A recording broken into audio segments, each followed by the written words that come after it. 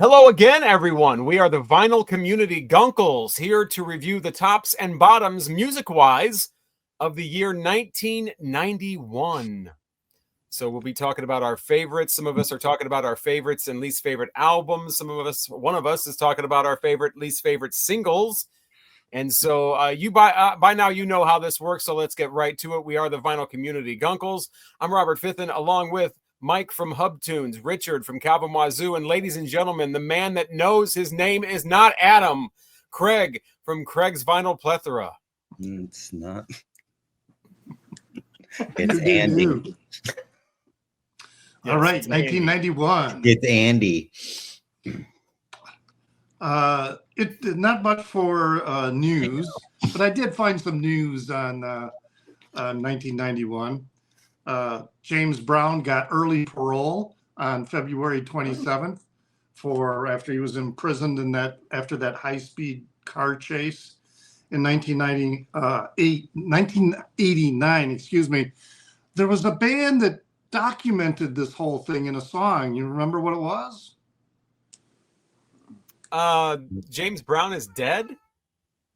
Not Wasn't quite. there a band that James Brown is dead? And he wasn't dead. It was a song by Pop Will Eat Itself. Oh, I remember them. Yeah, I remember And that. it's Not Now, James, We're Busy. Oh. Don't know the song. I don't think I've ever heard it. But Robert has it. Of course. Robert has it.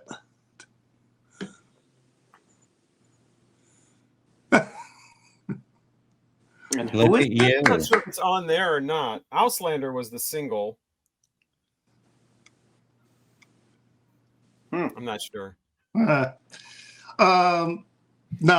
Nirvana on April 17th, that was the first time they ever performed Smells Like Teen Spirit live. And that was at the OK Hotel in Seattle. May 25th, that's when Billboard started the Billboard. They didn't start the Billboard 200 chart, but for the Billboard 200, they started using electronically monitored sales data that was provided by Nielsen SoundScan. So that began what was called the SoundScan era. So that was incorporated in their ranking. Perry Farrell in July launches Lollapalooza, post Jane's Addiction. Yep. Then the single on September 10th, that's when the single Smells Like Teen Spirit was released. And then September 24th, that was a big day. It's considered one of the biggest release days of all by some people, because that was when Nevermind was released, all on the same day. The Low End Theory, Blood Sugar Sex Magic, and Trump Le Mans. So all those were released on the same day, and for some of the Screamadelica from Primal Scream was released that day too. Yeah.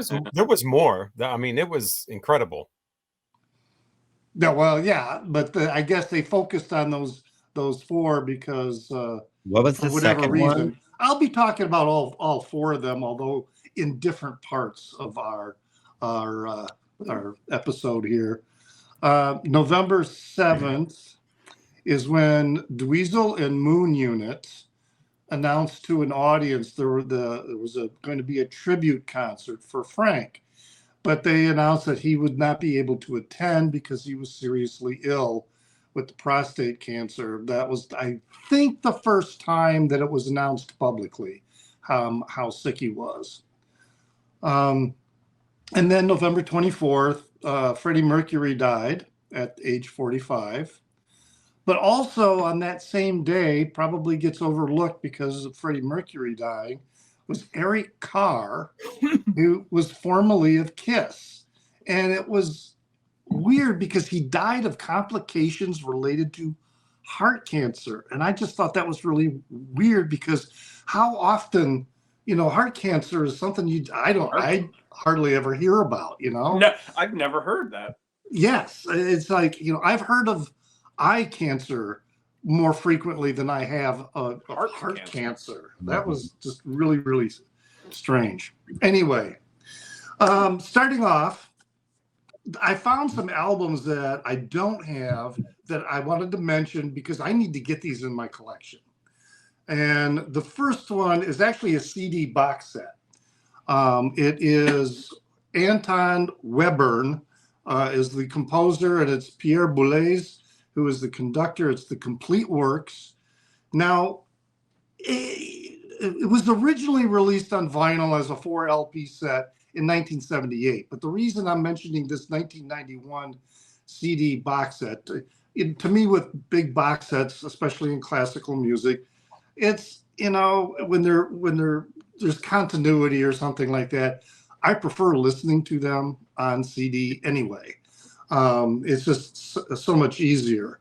But the other reason I wanted to bring this up is Pierre Boulez was one of Frank Zappa's favored conductors because he believed he truly, he and, I can't remember his first name, Nagano, the Japanese conductor, he believed that the two of them were probably the best at interpreting his orchestral music. But Anton Webern was also a significant influence that Zappa cited in his own music. And then I listened to this band from Argentina called Patricio Rey y sus Redonditos de Ricota. We'll be reviewing that next week. Right. It'll be 4 weeks. I've never heard of this band, and the album is La Mosca y la Sopa. And I listened to it online, and I'm like, I need to get this record, but it's never been reissued. There are some CDs, I think, that are reasonably priced, but the vinyl goes for hundreds of dollars. There was only one pressing, but it's a blues, boogie, hard rock, and it was really, really, really quite good.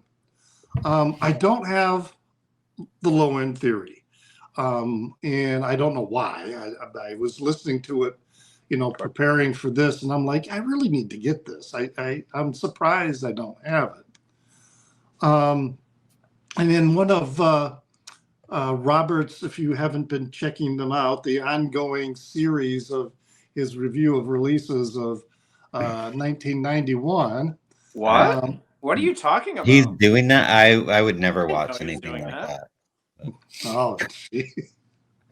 They're all very, very good. He mentions the Jesus Lizard, Yes, he does. and the album Goat, and I'm like, that's really Good just record. kind of right up my lane. That this kind of music.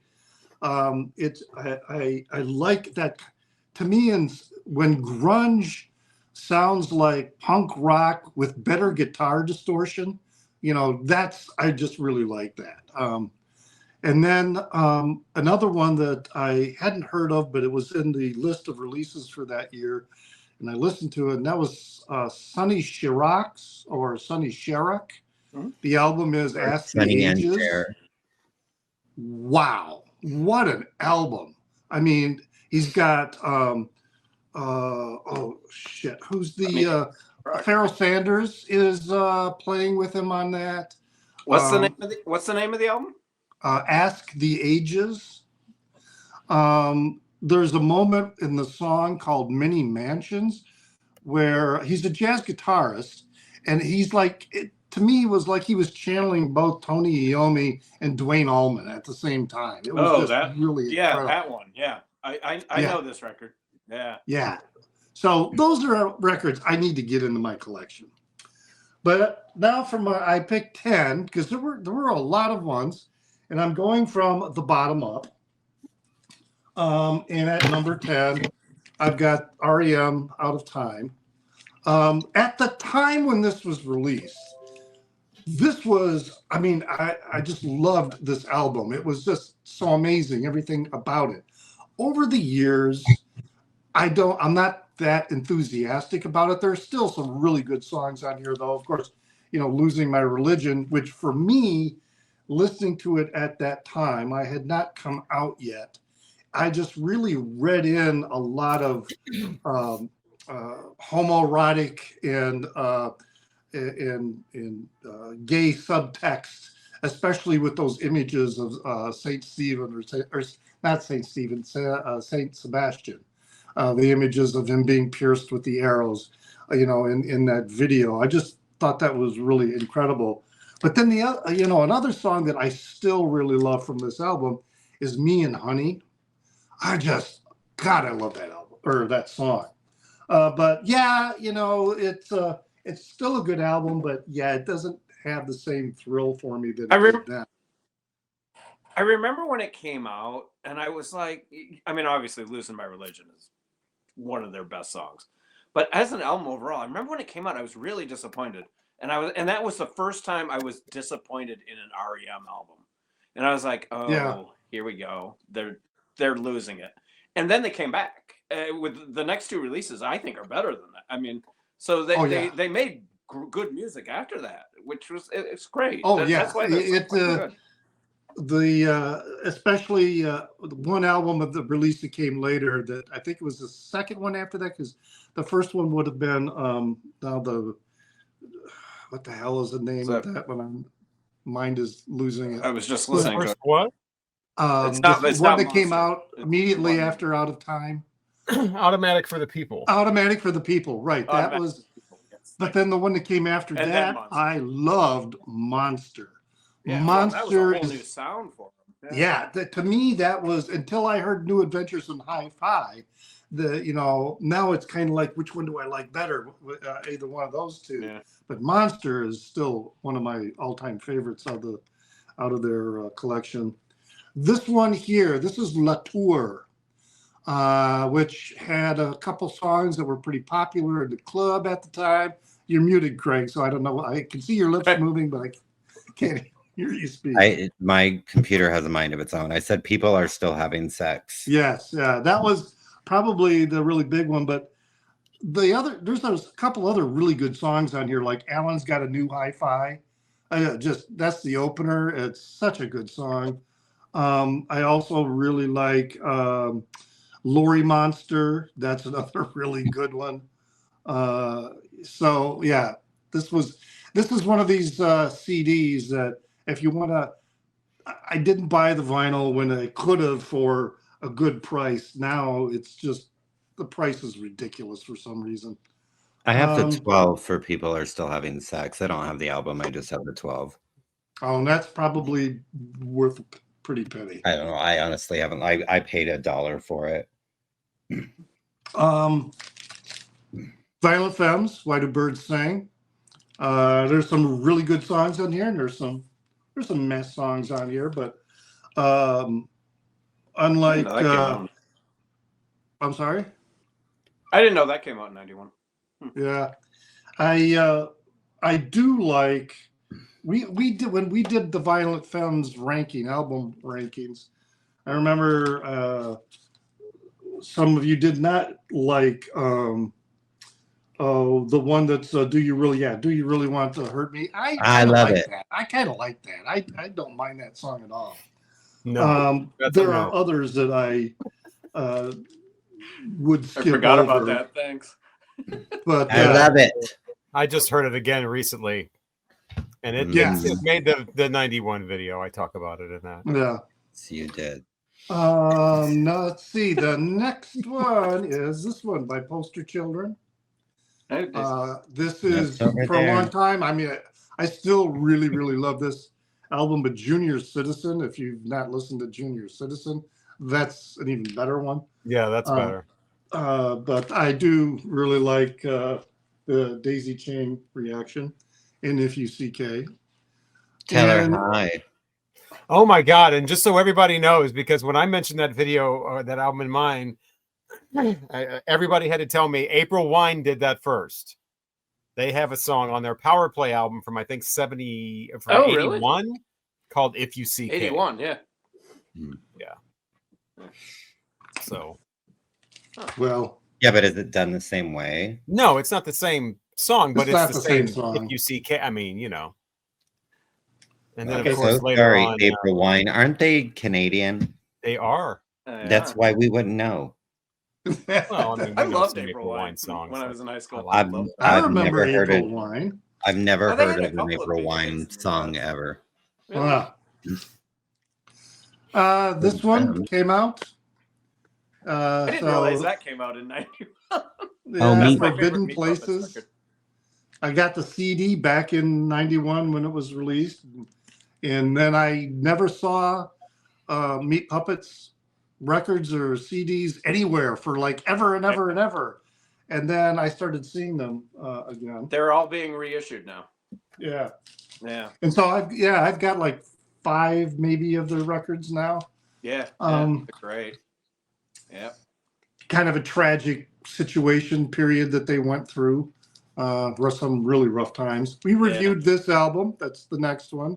Talk Talk, Laughing Stock. The texture and lushness of this album to me is just really remarkable. Although I have the one that came out just before it, I think it was Spirit of Eden. I can't remember. It's got the bigger tree on the cover. Yeah, Spirit of Yeah. I like Spirit of Eden better, but they're both great. Yeah. This one, although I do not get it on vinyl, and that's Blues Traveler, and it is Travelers and Thieves. I bought this because it's very cool marble, vinyl. But the pressing is terrible, so thank God I have it on CD. I had the CD back in the day. Yeah. Yeah. That was CD the sounds follow-up great. to their big one, wasn't it? No, the big one's later, isn't it? It's the one with the cat on the front, I think. Yeah, that's like 93 or 94. Oh, really? Wow. Yeah. I didn't realize that album was from 91. I don't think I have that. I know I don't have that in that big countdown. I thought you did, but maybe I No. did. Then this one I love, Pixies, the Trompe Le Monde. I love it because this was the first time I really listened to the Pixies. I mean, there are other Pixie records that are better than this one. But this was my first Pixies record, and I still love listening to it. It was, I think I first heard of them on that show, 120 Minutes. And that's when they were doing that cover by Jesus and Mary Chain. Head On. Head On, yeah. Apply directly to the forehead. Head on. Oh. Apply directly to the forehead. Head on. Yeah. The scream of consciousness. You know what Trompe Le Monde means in French? Ice cream. Oh, I looked this up. It's not travel the world. It's fool the world. Fool yeah. the world. So the word Trump means to fool someone. Shocking. Yeah. Well, like you're playing cards in Trump, you're fooling somebody and taking over. Well, that's Trump. This is Trump. Yeah, but English is a bastard language that confuses all the other languages and makes up new words. I thought I'd be real classy and they call it Trumpé because I thought that's how it was pronounced, and I was corrected by a French person. It's just Trump. Coil. This is probably one of my favorite Coil releases. This is Love's Secret Domain. They have 2 versions of Teenage Lightning on here that are both really good. That's one of their songs that I think they have 5 versions of it. And they're all very different. But yeah, this is a really, really, really, really good album.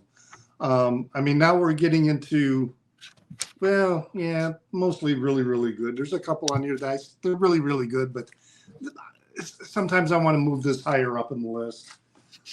Achtung Baby by U2. I really like this.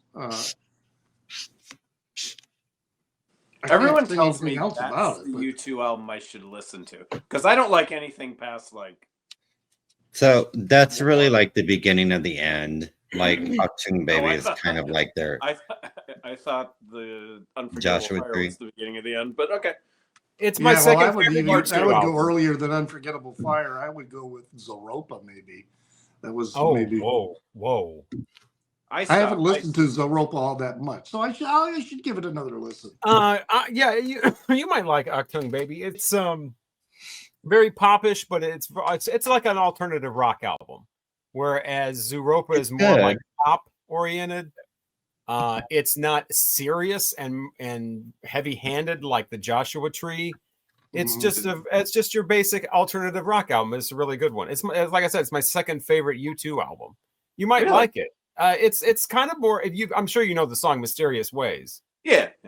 It's a lot of it's when like it came that. out, and I was like, Yeah. And I remember listening to the album when because they lost me after Unforgettable Fire. I mean, maybe the next album. I mean, the next album was so fucking big, couldn't listen to anything on it ever again. But yeah. But everyone tells me that's the one I should listen to. Achtung Baby. I think Rattle and Rattle and Hum killed U2 for a lot of people.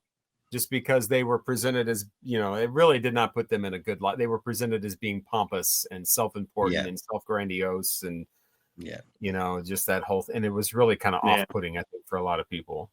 And that was 88. The movie and although I kind of enjoyed the movie. They were just so those first 4 albums are so freaking good and exciting and raw and it's just I love them. But I'll give it a try.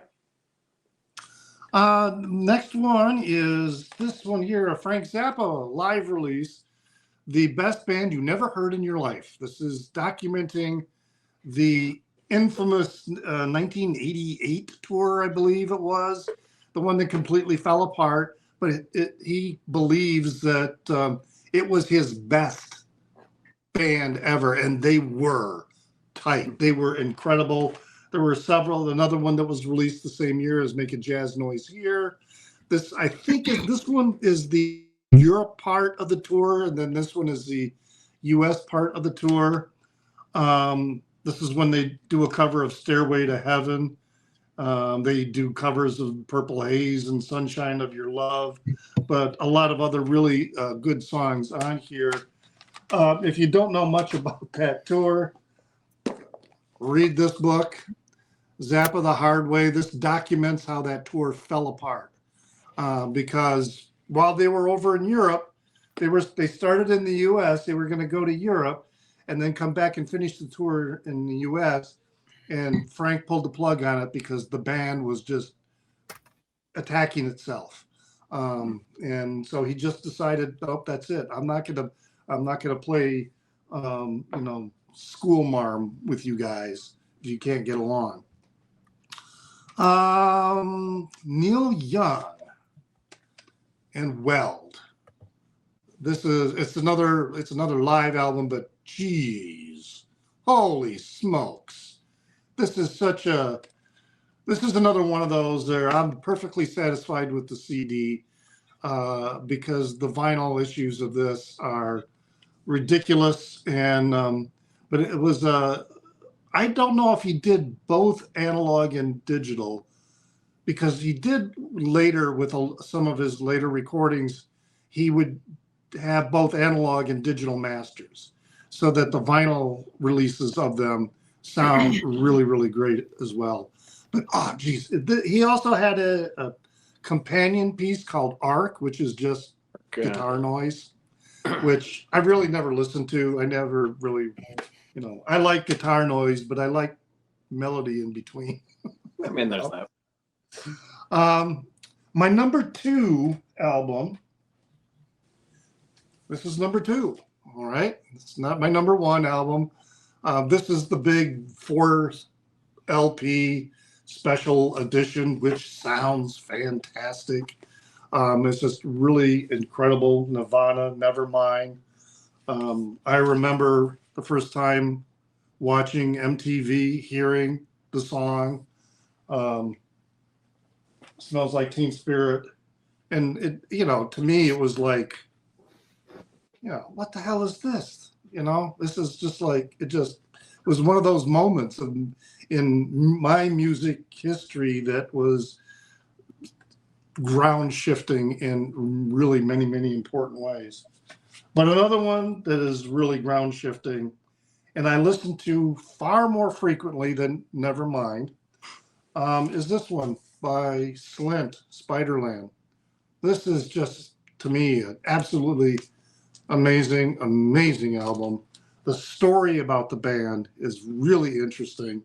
Strongly recommend that you look up the documentary Breadcrumb Trail, which documents the history of the band. Mentions a lot of other bands at the time that they hung out with, such as Jesus Lizard and, you know, some others.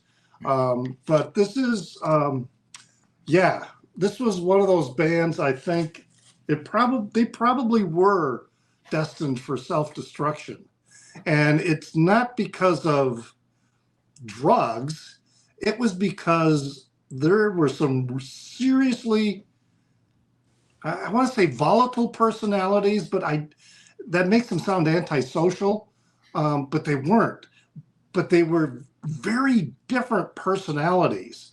That it was a very delicate arrangement, you know, in the relationship, because you had one person who was just incredibly brilliant when it came to music, but chaos. If you think of Dungeons and Dragons, it's like he was chaotic good. No, he was chaotic neutral. Yeah, the other guy was probably more of the stable and good, and you know, yeah, it's just an incredible story. I'm babbling right now, but Slint is my number one record for 1991 of the ones I have. I mean, some of those records that I mentioned that I need to get in my collection are better. So, I mean, that Sonny Chirac, that's just, oh, when I listen to that, that's just an amazing record. But anyway, that's my Music on Vinyl. Music on Vinyl released that a couple of years ago. I don't know if it's still available, but it has been reissued. Look up the lyrics to a song called Georgie Porgy before you spend your money on a Tribe Called Quest. Yeah, I listened to that. Is that on the I don't know. I don't know what that's on. There was one. I don't know that much about. I just know that about them. Yeah, because I don't remember that being on there, but the Tribe Called Quest Low End Theory, when I was listening to it, there was one song on there that I'm going, this doesn't age well. I'm sure and I don't think that was the one you're talking about, but there was one song on it that I was like, but I could get it on CD and skip it. Okie dokie. Here's my I've done a top 20. I'm just gonna skip the whole honorable mentions. No, I'm not doing honorable mentions. I just made them all a top 20. There's an idea. Yeah. I'm just like, well, it's fun to say honorable mentions, but so technically, like, these first four are honorable mentions, but whatever. So I've at number 20, this is her second album, the single Change, my Lisa Stansfield. If I could change, I wouldn't do a thing, because then it would change everything. And I wouldn't know you. So yeah, Lisa Stansfield. I see. Right. Number 19. I loved that album when it came out. But the first single, Skid Row with Monkey Business. I love Slaves to the Grind. I love that album. I do. Another person that should do some research. No, so look up Sebastian Bach AIDS shirt. Yeah, I know. But again, this was 1991. I was in high school when this album came out, and that was a big deal for me then. Obviously it's different now, but I still love the song, and I would actually get that album. I don't get all worked up. But I do. I get worked up as he's getting worked up. Well, no, I don't get all worked up, because I mean, people's opinions is not going to make me like their songs or not. I mean, it's really not. So anyways, number 8, and speaking of, number 18, Guns N' Roses with You Could Be Mine. I love that song too. So, okay, here we go. Number 17, The Wonder Stuff with The Size of a Cow. The song was so great. Okay, now you're making shit up. Just to Yeah, now he's Wonder just Stuff is an quiet. actual band. I've heard of the Wonder Stuff. I don't know that song. I don't really know the And song the song Monkey is The Business. Size of a Cow. I know You Could Be Mine. That's the only one I've known so far. Is that a kid's That's show from on Terminator 2. DVH? Okay, number 16, and I'm making shit up. Craig doesn't make shit up. I just know shit that you guys don't know because you're not. Never Hip. mind. We're Okay. not hip. You're just not hip like me. Okay. Number 16, Catherine Will with Black Metallic. And the color of her skin, and her skin is black metallic. British group. Catherine Will. Okay. Well, I think Fithin's shaking like he knows who Catherine Will is. Have the promo. The color of her skin. Her skin is black metallic. Oh, it's like 7 minutes of dreaminess. It's so wonderful. I love Catherine Will. Number 15, The Shaman with Move Any Mountain. The rare promo that's all like chrome colored. Oh, wow. Look at that. And this is the one with black metallic on it, I think, right? Chrome? Ferment, I think, is the name of the album. Oh, Ferment. Okay, yeah. I always like Crank anyway. Wow. Don't we all like Crank? Never Well, took it back for a in the minute. 90s, maybe. Okay, where am I at? No, so 15 was The No, Shaman we with didn't Move like Any Crank. Mountain. Whatever. I'm talking about a song title. I know, and I'm talking about Okay. I get it. Snuff. Okay, 15 was Shaman with Move Any Mountain. 14, U2 with Mysterious Ways. Tung Baby. She moves. Number 13 would be Material Issue with Valerie Loves Me. Valerie Loves Me. I love that song. They're from Chicago. Yeah, they They're are. from Chicago. I always thought they were British. No. Their first three songs have girls' names in the title on the album. That's true. I mean, it wasn't a single, but the best song on that album is the very first Lie. But I love Material Issue. Anyways, number 12 would be Pet Shop Boys with How Can You Expect to Be Taken Seriously? How would you? How would you? Expect to be? That album didn't come out in 91 though, did it? Yeah, it did. No, I don't think so. I don't think so either. But I would have reviewed it. That's my favorite Pet Shop Boys album. It is. This just has the reissue on it. Yeah, it's such a Very? Is it from Very? No, this is Behavior, which That's maybe the Behavior. album came out in 90, but Behavior has Being Boring on it, right? yes. Oh, it's my favorite song. I love that song. That's the best, their best album. Yeah, it really Number 11, their debut came out that year, and that would be Blur with There's No Other Way. There's no other way. All you can do is watch it. And yes, Behavior came out in 90. I just looked it up. Okay. But that single came out in 91. Number 10, Voice of the Beehive with Monsters and Angels singing their monsters. That song was a big deal to me in 1991. Number 9, OMD with Sailing on the Seven Seas So Blue. That's definitely the best song on that album. No, Pandora's Box is By great. far. And his name is not Adam.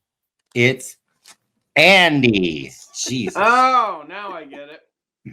No, Pandora's Box, Then You Turn Away, Oh, no. Walking on Air, Call My Name. There's a lot of great songs There's on that. one song on that album, and you just No, called My it. nose itches. Number 8 would be Erasure with Am I Right? Am I Wrong? Or Am I Just Dreaming? Boy. Let's see. Number 7, Susie and the Banshees with Kiss Them For Me. I May Find Myself Delayed. Yeah. No, nah. Yeah, I could pull. It's a great song. Number 6. Pro. Oh, yeah, I used to have that.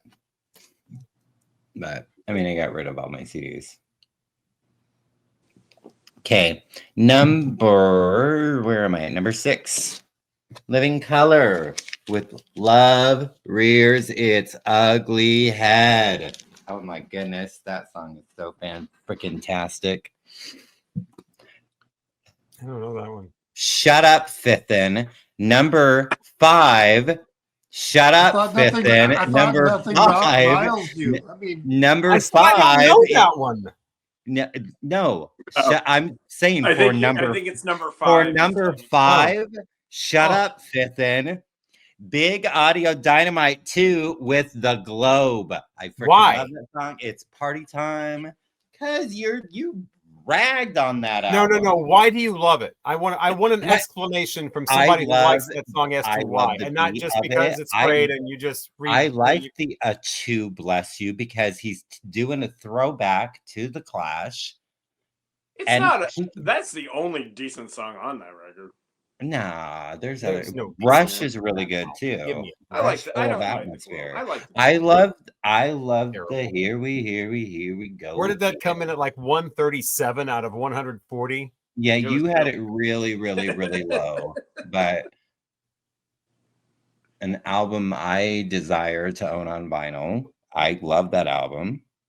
And I love Big Audio Dynamite, both versions, 1 and 2. I like 1. Why?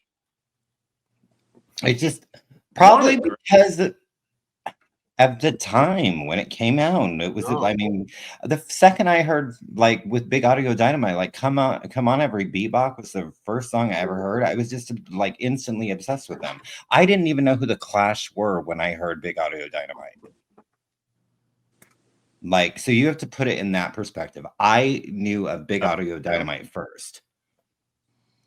So. That's yeah. Well, I grew up in buttfuck Egypt, Arizona. I love the first one with the black and white cover. It's one of my favorite albums of all time. Big Audio Dynamite's great. Yeah. I feel like I'm in an alternate universe. We'll talk more about Big Audio Dynamite coming up. Well, you go ahead, and I'm gonna just still tell you shut up, Fithin. All right, where the hell am I? Number 4. Song was co-written by Prince, Martika, with Love Thy Will Be Done. Ooh, I know that song. I actually know that song because I saw her play it live. And Prince does, you have to really listen hard, but he does some backing vocals in there. The deeper vocals are his. Number 3.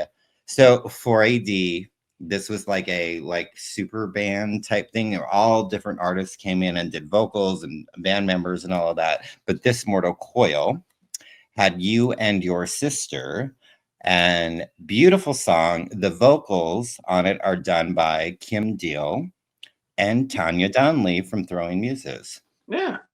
And I adore this Mortal Coil. There were 3 records, I think. This one's off Blood. Number 2, Transvision Vamp with I Just Wanna Be With You. Please, baby, please, baby, please. Oh, you know what I mean? And my favorite song, or single, maybe not song, my favorite single from 1991 would be The Beautiful South with Old Red Eyes Is Back. And Old Red, he died. And every single landlord in the district cried. And there you have it. 1991 from me.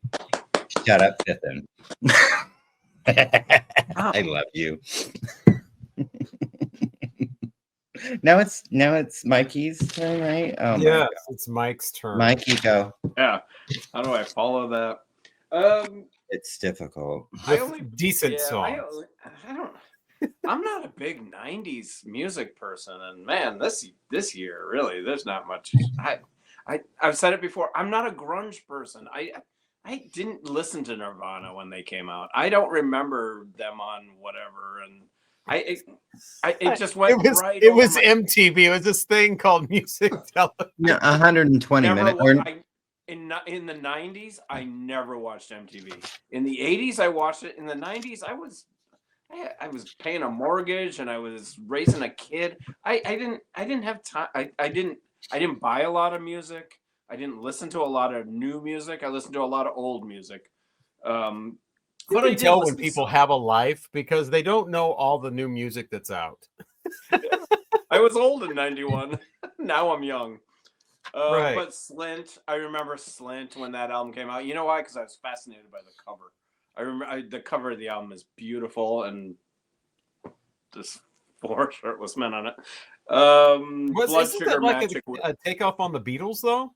Yeah, life- it's Yeah, they kind of, intentionally recreated that photograph when they're all in the pool. They're in the pool, yeah. Blood Sugar Magic was everywhere. I love the Red Hot Chili Peppers. I absolutely love them. I know. What? Primal Scream, Screamadelic. Fucking great record. But I love their first 2 records. Their second record was my favorite of theirs because they changed so much. They started out as kind of a psychedelic garagey kind of band. Not psychedelic, more garagey, you know.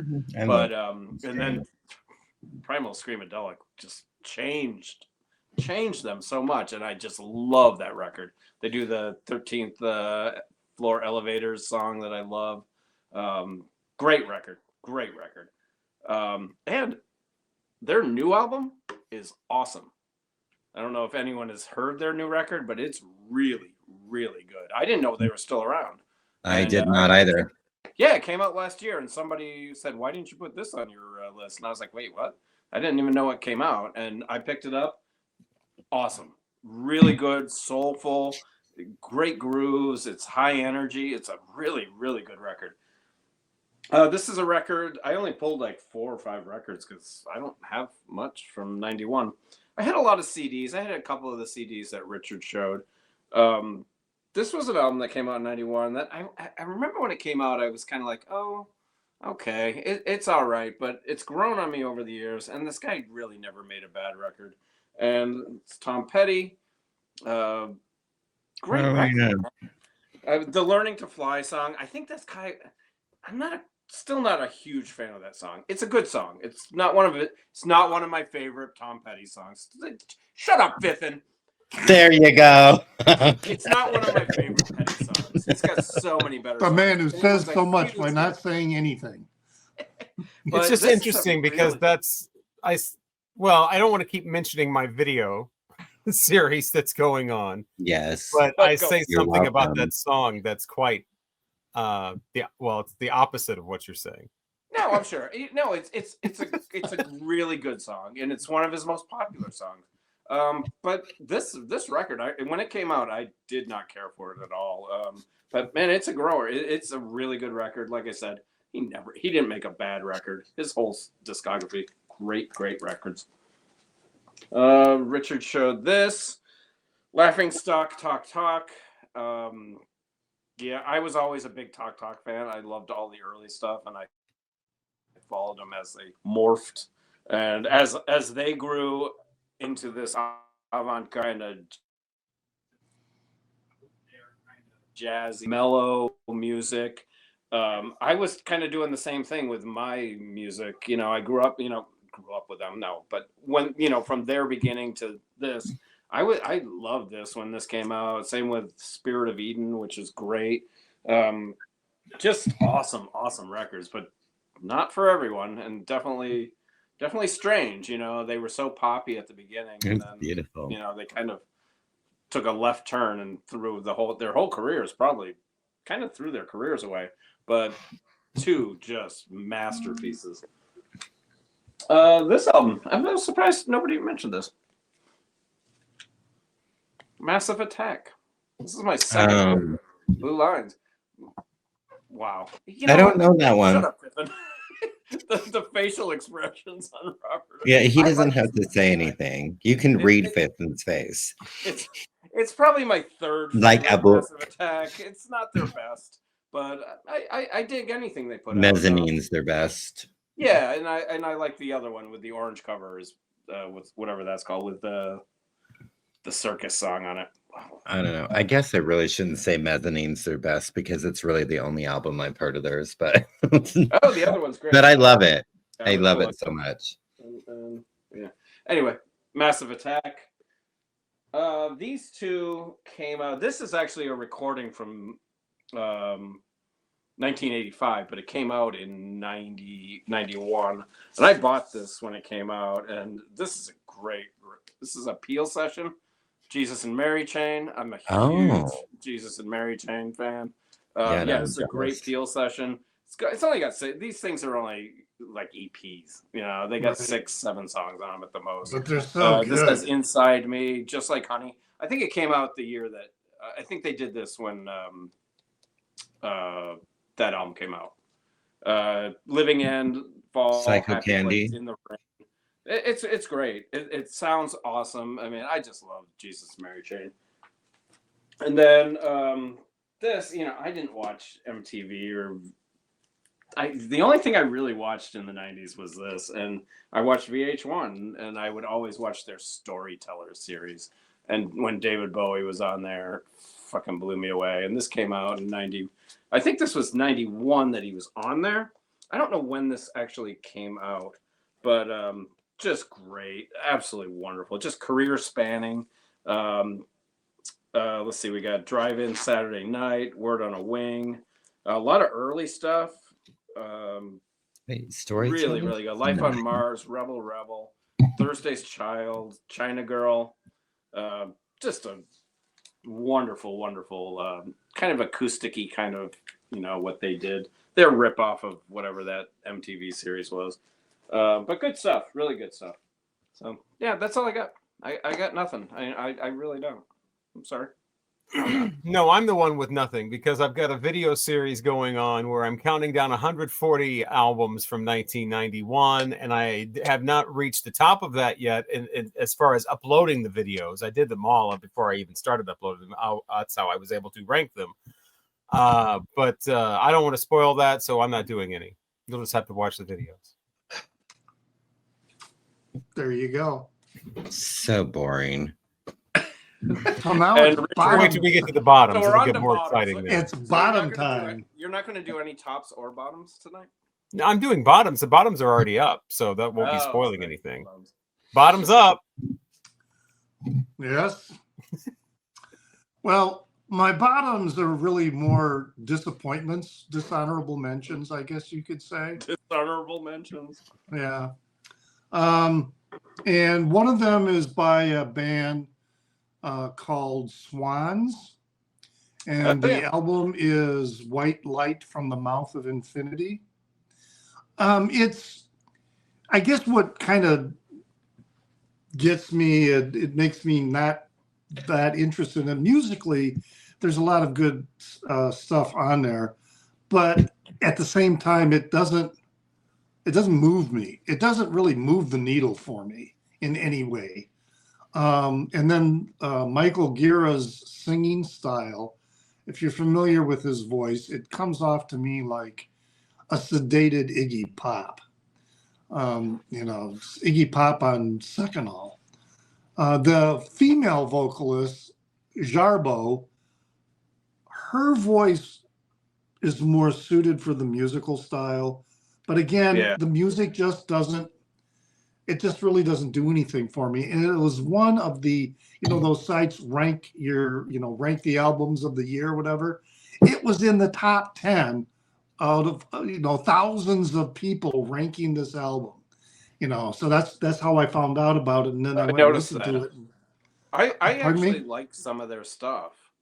But I tend to lean definitely towards the songs that she sings. Definitely. Yeah. What album? The band is Swans, but this one was White Light from the Mouth of Infinity. Because I looked up the top like 500 most wanted albums on Discogs. I didn't see that on there at all. The site I found this on is called Rate Your Music. Yeah, I know that one too, but that's really strange.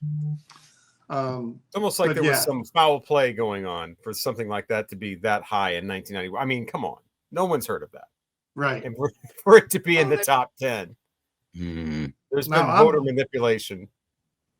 I am definitely in a minority. I know when I say that I just don't get this album, and a lot of people really, really love this album.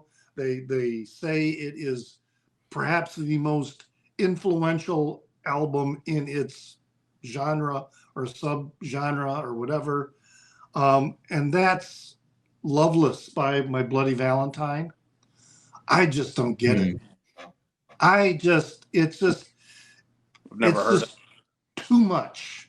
I used to own the album, and then I gave it to somebody, and I listened to it several times.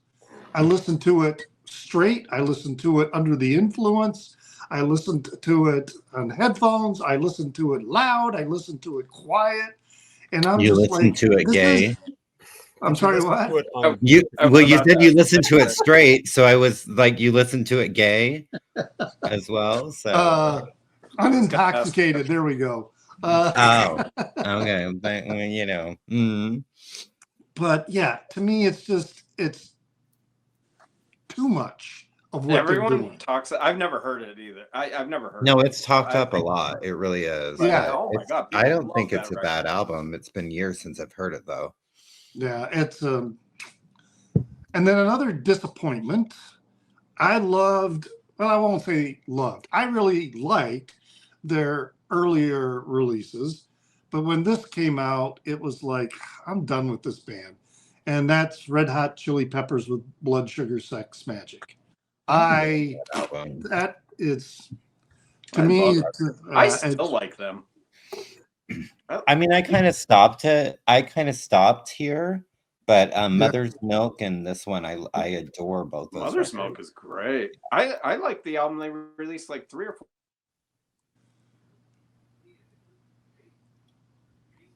Well, does that help? I really like them. I like the early stuff for sure, but this one, it was kind of like, it's very long. I know it almost takes up an entire maximum amount of time on a CD, and it's gotten, what is it? Is it 17? No, 17 songs on it, and it seems like there's like a lot of filler on here. It gets a little fillery. I do like Breaking the Girl. I like them when they're singing and it's a song more than I like their funk stuff, the funk rock and the half talky rappy kind of. I like Suck My Kiss. I don't. Yeah, see, I'm not into. Yeah, I like that. I love their cover of Stevie do not Wonder's, like Under the Bridge though. Superstition. I loved. Yeah, I don't like their covers. I don't like their Love Roller Coaster. I don't like their Higher Ground. I'd rather just hear the Higher Ground. That's the one I'm thinking of. Yeah. They did Superstition though too, didn't they? I know. Higher Ground. Or maybe it was just Higher Ground, but I love those. But yeah. So those are my dishonorable mentions, and and I know a lot of people apparently love some of these albums, but I just don't get them. I mean, there's a lot of bands like that. Radiohead, I don't get Radiohead. Yeah. Well, wouldn't it be a boring world if we all liked the same things? Right. Yeah. Mm-hmm. No. It's been a while since I've said that. Guncles. Yeah, you haven't said it for a couple minutes. Just a couple minutes. Just a couple. All minutes. right. You're up. I'm up. Okay. So first, this is an interesting thing because I didn't know this existed. Have you ever heard of anybody called Andy Preboy or Prebog or I don't know. I can't read my writing. I think it's Preboy, Prieboy. So I'm using cover loosely because come to find out, he actually wrote the song. I was really surprised by this because I was like, why is this listed as a single for 1991? Because it came out in like 90. But Tomorrow Wendy was written by this Andy Preboy person. And Johnette Johnette actually does the backing vocals on his version of it. It's god awful. Like, it's but he wrote not the good. song? He wrote it, co-wrote it, something. It's been a while since I looked, but I have it written that he did. But yeah, Johnette did not write that song. Interesting. Yeah, I don't really care for I mean Johnette kind of saves it with her backing vocals, but the Concrete Blonde version hands down way better, but I didn't know it existed. I didn't And either. it was so this is not really a bottom, this is more of like this is quite interesting. Things that make me go Okay, all right. WTF. What? Like WTF category. Yeah, kind of. Like, Yeah. what the fuck is this? Huh? So I mean, Vanilla Ice did a movie in 1991, Cool as Ice. I mean, that is probably cinematic greatness right there. I mean, y'all watch it. I got about 10 minutes through it. I've The seen song it is twice. terrible. I was at Blockbuster Video when that was out. I worked at Blockbuster Video when that was good. a new release.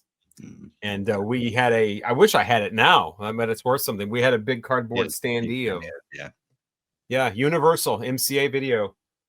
I remember it. He's on a motorcycle on the cover. Yeah, him and he comes his roaring in. friends are pretty The groovy. movie is really quite campy. I remember watching it at the time and thinking, man, this is really kind of low budget and kind of corny. Was it Vanilla Ice? You think if it's Vanilla Ice in 1991, it's high of its popularity. You think it's going to be backed by the label and he's going to have all this promotion behind it and it's going to have this big budget and it's going to be, even if it doesn't have a big budget, you think it's going to be flashy and it's going to make him look like the man that comes in. Maybe he's got a gun or something. There's going to be a drug deal or something. And I just remember it's like a PG or PG-13 rated. It's almost like a made for TV movie or something. It's not it good. Really is. It was really not what I was expecting. The song that wouldn't go away, Everything I Do It For You, Shut the Fuck Up, Bryan Adams. Samantha Fox had a song called Hurt Me, but the pants stay on. Yeah, I remember that title. I don't remember the song. You don't need to remember it. It's not memorable. Hurt me, but the pants stay on. And it's like, Samantha Fox, who the fuck do you think you're fooling? You don't want their pants to stay on. Girl, and if Samantha you're going to get hurt with something, it might as well be something in the pants. Right. Thank you. If you're going to get slapped across the face, it might as well be with something that's usually in pants. Exactly. Okay. Of course, he was too legit to quit. Shut up, Hannah. Okay. Okay. Now, again, I worked at Blockbuster Video. You're saying shut up, Bryan Adams, and shut up, MC Hammer with those songs. I had to hear those songs about every 5 seconds. Hour and 45 minutes in full every day for like 3 months. That's more than a radio station. And you still love them? No, they would play. We had these trailers that would play. Yeah. We had to play I know. And they would have movie trailers. And then since the Bryan Adams is actually the theme from Robin Hood, Prince of Thieves. The MC Hammer is actually from that's not from Family. Is that no, it's not. Family? No, that's the Adam Family Value is from. Might have been in the Addams Family too, or maybe that was just advertising something else. But they would play all these movie trailers, and then those two music videos in full every hour and 40 minutes for like I'm there for 8 hours every day for like 3 months. And the video starts off, the MC Hammer one starts off with this big long prologue with him and James Brown or something. Don't ever give up. Don't ever quit because you're too legit. Too legit to quit. Legit to quit. Hey. I never saw it, so I don't know what's going on, but this big sound effect comes on and it's like, then the song starts. Yeah, it's no bueno. Yeah, it's terrible. We all know my hatred for Primus. I just won't mention Jerry was a race car driver. I mean, I just so much didn't even include him in I just shouldn't mention Primus because I fucking hate them. I don't get unrankable. It wasn't even unrankable. I didn't even include it. They're just shit. I didn't want to hear about it. I don't understand how anybody. I would have put him towards the bottom, and then I would have gotten all kinds of comments. Oh, could you do that? Primus is a genius, or what's his fuck is a genius, or whatever. And I didn't want to deal with it. So the real Milli Vanilli released their single "Tell Me When It Hurts," and that, of course, is the people that were lip synced. They did one album as the real Milli Vanilli. So they probably should have gone back to lip syncing, is what you're saying? Well, no, the lip sync, the people that were being lip synced. No, I get it. released the album. But, Not no. not Not- Robin Fab, not the lip syncers. They did Robin Oh. Fab later, and it did like 200 Oh. copies were printed, and then they were like, no, It went no, copper. Oh. yeah, no. Robin God. Fab, they did an Oh. album later, but the people who were the voices of Milli Vanilli released an album, the real Milli Vanilli. No, How'd that go? it didn't go well. The album's garbage, the single's garbage. Tell me where it hurts. My ears, because I'm having to hear you try to. Okay, never mind. Jermaine Jackson released a single called Word to the Bad with 2 Ds, if you don't mind. Yeah. He shouldn't have. Word to the Bad. And then LaToya also Where are the released 2 a Ds? single that year. Word or They're at the bad? end. BADD. Which makes no sense because he's talking to Michael Jackson, and Michael Jackson's bad only has 1 D. Only in it. has 1 D, So if you don't it mind. made no sense. Okay? LaToya also released a single that year, You and Me. She shouldn't have. Paula Abdul, She Promises a New Day. Don't. You don't like that song? I Shocking. don't like Promise of a New Day. I like Vibeology. I got that Vibeology, that VIBeology. Your body's hot next to me. I got that Wow. sensuality. Horny horn. Yeah, I love Vibeology. I do not like Promise of a New Day. And rush, hurry, hurry, lover, come on me.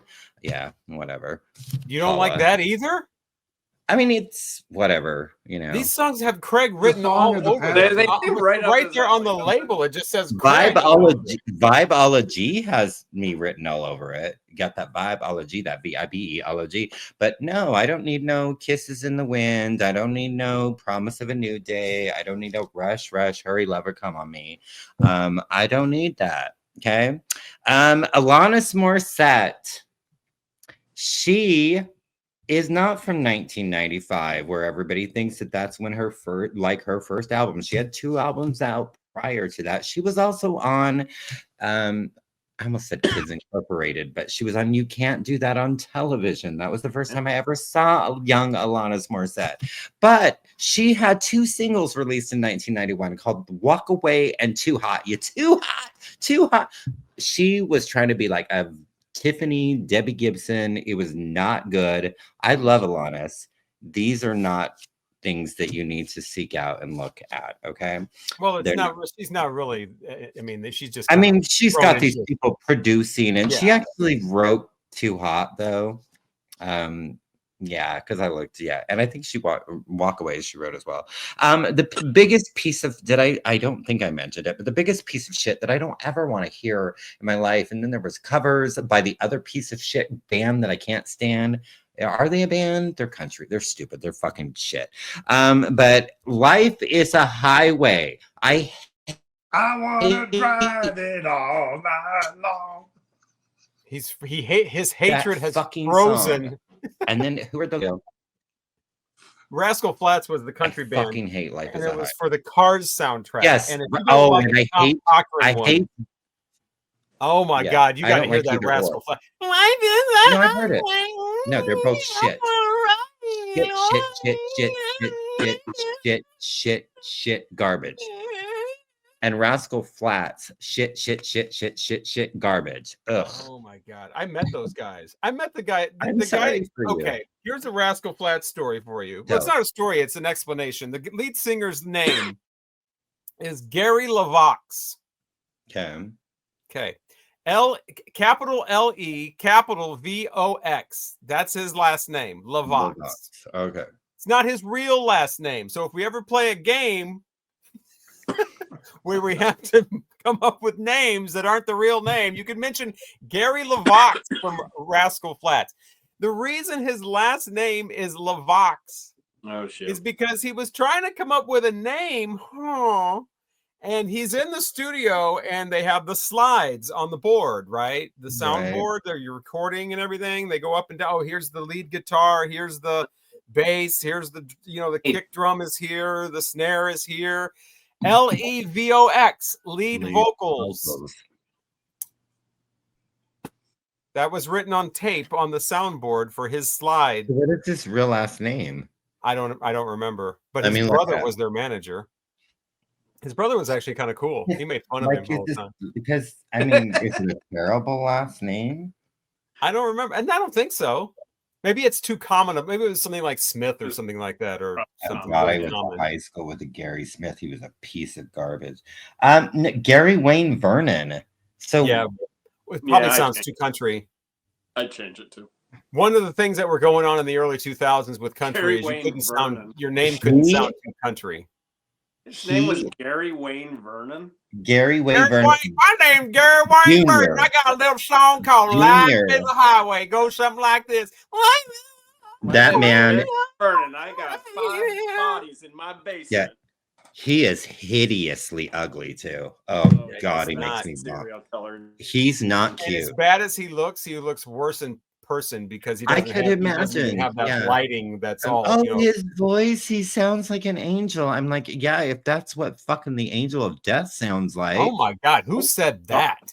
I've heard people think that his voice is so gorgeous. His voice is whiny and like obnoxious. Yeah, I don't like any. They were at their peak when I was working in country radio, and I had to play all that shit. Yeah. And Life is a Highway was right as I was about to go from country to a different format. And that was like probably the last single I played from them. But they had single after single. Oh, yeah, no, they're like, and it's all garbage. Fucking I Melt was one of them. And I can't even remember the other. They used to have the dumbest fucking songs.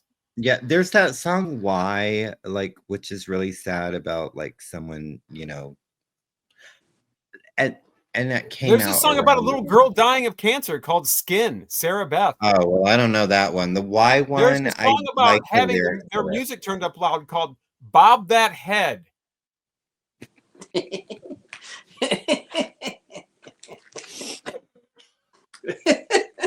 And then there's What Hurts the Most. Oh, I hate that song. They have a song called Bob Your Head. Bob That Head. Oh, Bob That Head. Oh, they're dirty.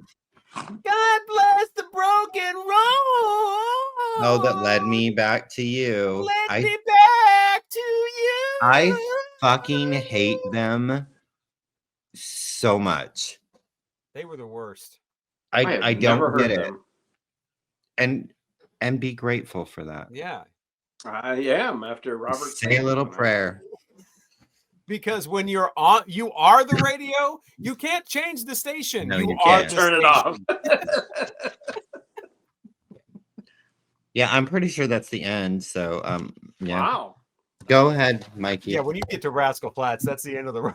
Yeah, it's the end of the road. Like which it really wasn't about them, but it turned into them because they covered that song. Yes. So they're not from 91, by the by. No, that's like 2009 or something, or 2008. Yeah, it should have never happened. But okay, go ahead, Mike. I only have 4. Okay. My usual target, Sting. Soul Cages, that sucked. I actually like that. Oh, Richard. Ozzy Osbourne released No More Tears. What? Oh, I kind of like the couple songs off of that. Yeah, a couple were okay. It starts off with a song about a child molester where he is the child molester. It's called Mr. Train. So that's track 1. Yeah, that No More Tears absolutely sucked. Smashing Pumpkins, Gish. What a disappointment. Not a horrible album, but no. How can it be a disappointment when it's their first album? Debut, yeah. No, is that their first? Gish is the debut. It's their debut. It's their debut. Well, they definitely did much better afterwards. I'm not a huge Pumpkins fan. Not really. I mean, Siamese Dream was pretty good, and then after they really just have the 2. No, Gish and Siamese Dream is where it stops. That's what I'm saying. They just have the 2. Yeah. And there's a few songs here and there later, like a few songs. But the problem is Billy Corgan's voice. It gets more and more grating and obnoxious as he gets more and more of an ego. Yeah. He gets more and more ridiculous with his voice. That's true. He owns a little coffee shop just north of here where we live. And a car drove through the front window a couple of months ago. He was not there, but it went like No. right. It's just like a little coffee tea shop. It destroyed the whole place because it's very small. Anyway, and Queen released Innuendo, which is probably their absolutely worst album. Isn't And that that's the all. last That one? was the last one. Yeah, their last one and their worst one. Yeah. It probably would have been their last one had it not ended the way it did, because that album's terrible. Is it worse than like The Miracle though, and A Kind of Magic and things like that? I think A Kind of Magic is better. The Miracle's not very good either. Well, no, The Miracle's the one with does that have Hammer to Fall? No, that's The Works. Yeah, The Miracle's not good. But it's definitely it's not very good. I think I made that an unrankable too. Just because It should be. It's so sentimental, you don't want to, really go harsh on it. And I have a tendency to go harsh. I just went harsh on it. You didn't go harsh. You didn't go harsh. You just said you were disappointed in it. That it Damn wasn't you, good. Mike. No, I didn't say. Have you no heart? No, I said that album sucks. I was disappointed in Gears. Innuendo sucks. That's a bad album. I even said they would I not. feel like stay there's a together song I that. like on there. Headlong was the rock song. I'm going Headlong. slightly mad was another single. Headlong Oh was yeah, the I only like one. that song. Who Wants to Live Forever? Was that on there? I'm looking right now. I think it might have been. Yeah. Oh, there was a Made in Heaven after Innuendo, but that's after he died. Yeah, that's Yeah. He had already passed away. Yeah. recordings. Yeah, I'm going slightly mad. Headlong. These Are the Days of Our Lives. The Show Must Go On. The Show Must Go On. Those are the singles off of it. Yeah. Yeah, I didn't mind These Are the Days of Our Lives. Again, if you're looking at it through the lens of sentimentality because he's passing away, it kind of gives it an extra edge over the 80s albums, I think. But that's me. Wow. All right, is it my turn? Yeah, I get it. So if you've seen the videos that I put out, then you already know what my least favorites of 1991 are, at least of the 140 that I ranked. And I did not listen to the Sting album because I started listening to it and was like, I don't know what's even, and turned it off. It's the only album I did that with. Everything else I suffered all the way through, no matter how bad it was. But I'm like, I don't even. So, yeah. So out of the bottom ones, the ones that I actually have physical copies of, I'm just doing 3. Because if you want to see me go on and on about horrible albums from 1991, you can just watch the video. Watch part 1, because that's how a ranking works. The worst ones are. Watch the first 5 parts. I mean, I put out part 1, which they're all terrible. And somebody was like, if you hate the 90s so much, then just don't listen to it and just move on. It's like, I'm sorry, bitch. Can I call you bitch? Bitch, yeah. That's how a countdown works. The worst songs are at the bottom. You complete moron. No, the worst is always at number 1. What are you? Right? Yeah, that's a count up. You're not very bright, Robert Fithen. So the worst one on the whole list, I actually have on CD. Of course, I did 140 albums. I didn't do the 140 best. I just picked 140 and then ranked those. And at the bottom was this nonsense from Toad the Wet Sprocket. Fucking jangle pop bullshit. And they had the audacity to do a song about rape, which is like, if you're a jangle pop band, you don't do rape songs. What the fuck is the matter with these guys? Anyway. And it's like, hold her down until she starts screaming. Hold her down until she starts to cry. They don't know her, but what? And I don't get that vibe from that song at all. I don't care for the album, what it's about, but I don't get that vibe at all. Oh my god, terrible, awful. Here's an idea. Here's an idea. Don't write songs about rape, even if you're not a jangle pop. Well, I mean, if you're doing if you're a serious band. And you doing heavy topics all the time. Somebody like Neil Young could write a song about that. Somebody like Kurt Cobain could write a song like that. Somebody, but not friggin'. That's like the Rembrandts coming out with a rape song. So give me a break. I'll be there for you, and I promise not to rape you. I'll be. I mean, can you imagine? That's what that sounds like. And of course, we have this. abortion. Shut up, Fithin. When My was God. that? Again, It's Big I want Audio to know Dynamite why 2. somebody would like this, because I kept getting comments like, the Globe was a big hit here. That doesn't mean anything. People not know how No, hits work? I get so tired of bitching about a song and then and explaining in detail why it's horrible. And then somebody will be like, it won a Grammy. Well, I didn't say that. I love the song. I love that Well, I'm not album. It saying has you. nothing I'm to saying do. people I know, but in I'm the just comments. telling you, not everybody thinks that way. There's sentimental value. There's the when it came out. Did you listen to the Globe in 1991? Yes. Oh, you Thought it was did. Okay, because a ridiculous. lot of the stuff you didn't listen to the year it came out. Well, sure I did. I was Some like of the the perfect stuff age that for you all ranked, you did not. You said Oh, you right. Yeah, heard some of them different- I didn't. Some of Yes, them I some of really it you liked. hadn't. So But I will explain in the video, if I'm in any video that I'm doing for the last 4 years, if it's a ridiculous song, but I like it, I will say it's a sentimental. I have an attachment to this. It goes Right. with a certain thing. Yeah, it's a ridiculous song. Yeah, it's poorly written. Yeah, it's cheesy, whatever. But I heard this when I was 5 years old, and so a lot of Kiss songs are Yeah, like like that. me with If you're Herman's introduced to Hermits and Kiss Henry when you're VIII. 30 years old, you're not going to have the same appreciation as if you're introduced to them when you're 7. With the Right. makeup and the Right. goofy lyrics to a lot of the songs. Anyway, here's another one.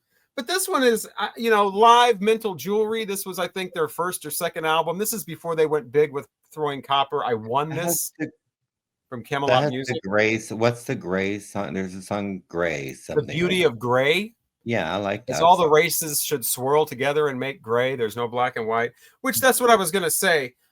They're very, they've got their opinions as these little kids that they are on this album, produced by Jerry Harrison. So this had some money behind it. Somebody was putting some money into this. He was producing a lot of stuff in the early 90s. But they're naive attitudes, and their whole we're going to change the world and we're going to speak out against this. I can appreciate speaking out against racism and speaking out against organized religion and the tyranny of that and all that. Right. But they're kind of cute in their naive manner. They're kind of like, it's kind of cute to listen to. They get really obnoxious though with Throwing Copper. Those songs on there are just over the top pompous, and that's a whole other issue. I like that album. But... Oh my God! We talked about the one song we were talking about. I Alone Love You. Mm-hmm. I know. I like the first live album. I have it on vinyl. That's the one. Mental Jewelry. Mental Jewelry. I have that. Yeah. I mean, you have it because it's 4 young guys with their shirts off. That is why Richard got it. That's why I buy a lot of things. Okay. Yeah, we know this, Richard. You act like we don't know who you are. I'll put it up again so Mike can see. They used to do videos on MTV. They would all have their shirts off all the time. It's like you guys are like little teenage. I mean, you're not okay. Anyway, yeah. So those are bottoms. I have plenty more if you'd like to check out. No, he's got 130 more. My video. Yeah, we will look at the rest later. Bands like Kick Tracy that I don't have a physical copy of. Oh, Kick Tracy. I kind of vaguely remember them, actually. Nobody remembers them, Craig.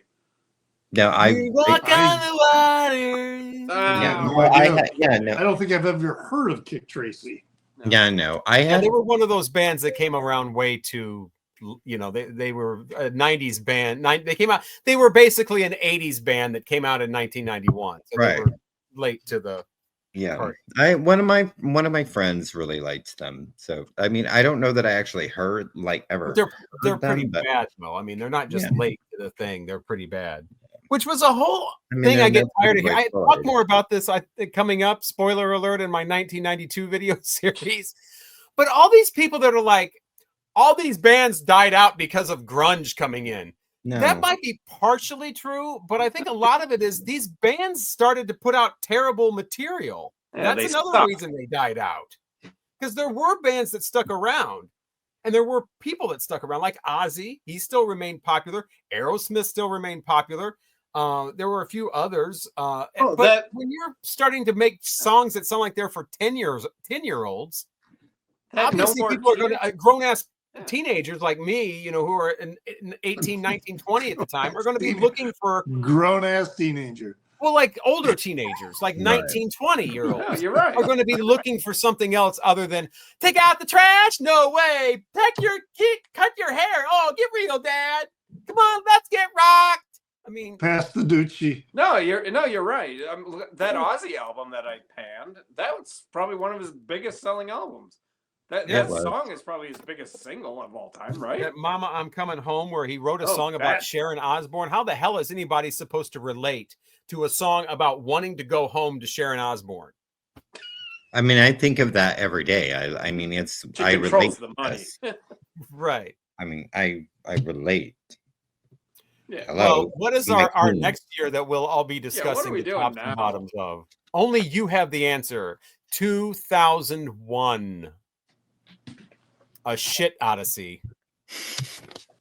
Robert will be doing a ranking of his favorite 150 albums. Well, I was going to say, I thought you were going to say my favorite one, a big long series of my favorite one album of Your 2001. one album from Each part will 2001. just be a different song. 2001. Was there anything good? Probably not.